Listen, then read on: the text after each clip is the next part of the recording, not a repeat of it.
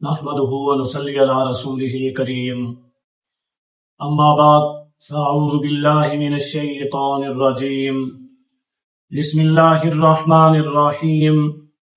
قال الله تبارك وتعالى في كلامه المجيد والفرقان الحميد ما كان لبشر ان يؤتيه الله الكتاب والحكم والنبوة ثم يقول للناس كونوا عبادا لي من دون الله ولكن كونوا ربانيين بما كنتم تعلمون الكتاب وبما كنتم تدرسون ولا يأمركم أن تتخذوا الملائكة والنبيين أربابا أيأمركم بالكفر بعد إذ أنتم مسلمون صدق الله العظيم۔ میرے واجب الاحترام خواتین و حضرات، ارشاد باری تعالی ہے ما کان لبشر ان یؤتیہ اللہ الکتاب والحکم والنبوۃ، مناسب نہیں ہے کسی بشر کے لیے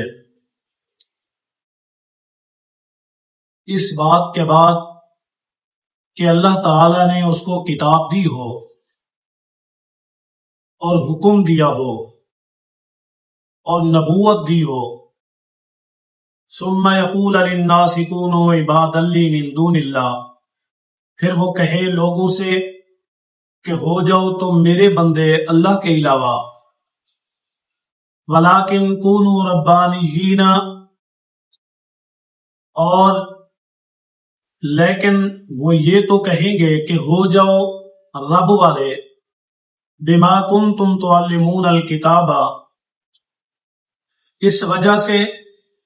کہ تم تعلیم دیتے ہو کتاب اللہ کی، وَبِمَا كُنْتُمْ تَدْرُسُونَ، اور اس وجہ سے کہ تم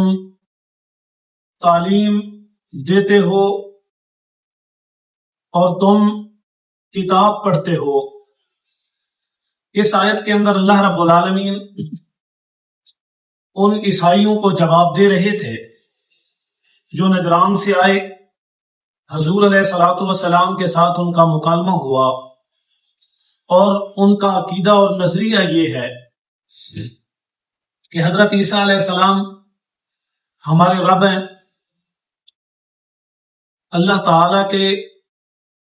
ربوبیت، اللہ کی ذات، اللہ تعالیٰ کے کمالات، اللہ تعالیٰ کی صفات کا حصہ ہے، اور ہم ان کی عبادت کرتے ہیں۔ حضور علیہ الصلوۃ والسلام نے یہ سب کچھ انہیں بتایا، اور اس کے بعد اللہ کا یہ کلام اترا کہ کسی انسان کے لیے، کسی بشر کے لیے یہ بات مناسب نہیں۔ اب یاد رکھیں یہاں بشر کہا گیا، اور آگے اللہ تعالیٰ نے فرما دیا کہ ان کو کتاب دی، حکمت دی، نبوت دی۔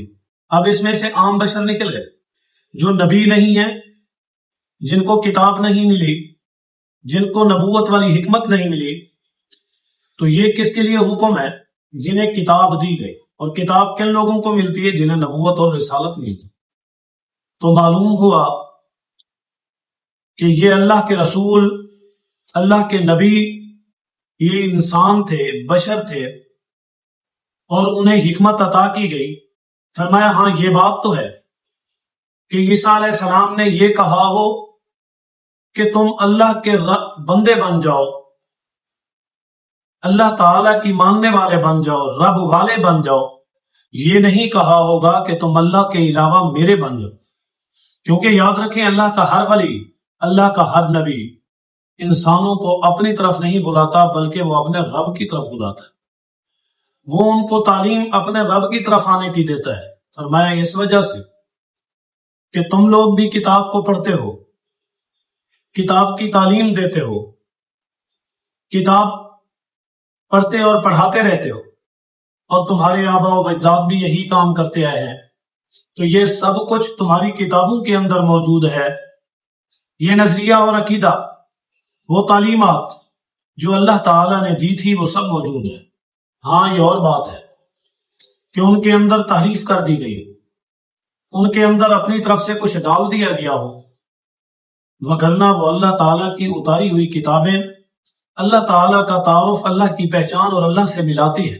نہ کہ اللہ تعالیٰ سے ہٹ کر کسی اور سے۔ فرمایا وَلَا يَأْمُرَكُمْ أَن تَتَّخِذُوا الْمَلَائِكَةَ وَالنَّبِيِّينَ أَرْبَابًا، اور انہوں نے حکم نہیں دیا ہوگا کہ تم فرشتوں کو بنا لو نبی اور رب، یعنی فرشتوں کو بھی رب بنانے کا انہوں نے پیغمبروں نے حکم نہیں دیا ہو. انہوں نے یہ نہیں کہا ہوگا کہ ان فرشتوں کو اپنا معبود بنا لو یا ان کی عبادت کرنے لگ جاؤ. ایامرکم بالکفر بعد اذ انتم مسلمون، کیا تمہیں حکم کریں گے وہ کفر کا؟ یعنی وہ پیغمبر جو ہیں، جو اللہ کے محبوب بھیجے ہوئے رسول ہیں، وہ تمہیں حکم کریں گے کفر کا اس چیز کے بعد کہ وہ ایمان لا چکے، یعنی وہ مومن ہیں، وہ پیغمبر ہیں. ہاں اگر کوئی جھوٹی نبوت کا دعوے دار ہے، کوئی جھوٹی رسالت کا دعوے دار ہے، کوئی جھوٹی ولایت کا دعوے دار ہے، اس سے تو یہ امید کی جا سکتی ہے کہ وہ غلط راستے پر چلا دے. لیکن جو اللہ تعالیٰ کے برگزیدہ سچے پیغمبر تھے، ان سے یہ امید نہیں ہو سکتی کہ وہ کفر کی دعوت دیں. وہ ایمان کے بعد، نبوت اور رسالت کے بعد، اللہ تعالیٰ کی تابع داری اور حکم ماننے کے بعد تمہیں اس راستے پر چلائیں جو کہ اللہ تعالیٰ سے ہٹ کر ہو، ایسا ممکن ہی نہیں.